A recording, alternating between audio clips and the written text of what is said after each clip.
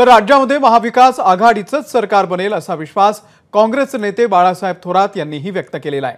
उद्या सर्व उमेदवार उशिरा मुंबईमध्ये येतील, मात्र आम्ही त्यांना घेऊन गुवाहाटीला जाणार नाही असा टोला देखील थोरातांनी लगावला। तर प्रकाश आंबेडकर हे बाबासाहेबांच्या विचारसरणीनुसार निर्णय घेतील असंही थोरात यांनी म्हटलेलं आहे।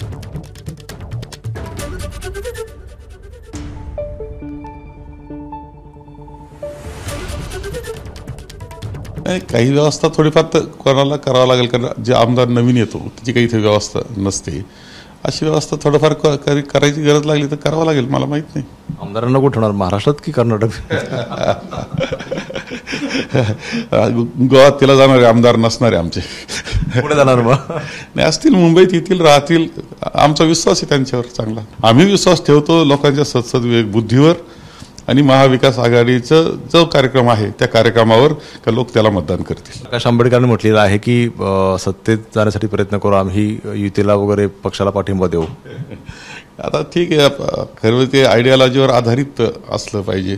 शेवटी आम्हाला अभिमान वाटतो की चला भारतरत्न डॉक्टर बाबासाहेब आंबेडकरांशी निगडीत आहेत, त्यामुळे त्यांनी तात्विक असलं तर लोकांना जास्त ते आवडेल, त्यांचं तत्वज्ञानावर आधारित। एबीपी माझा, उघडा डोळे बघा नीट।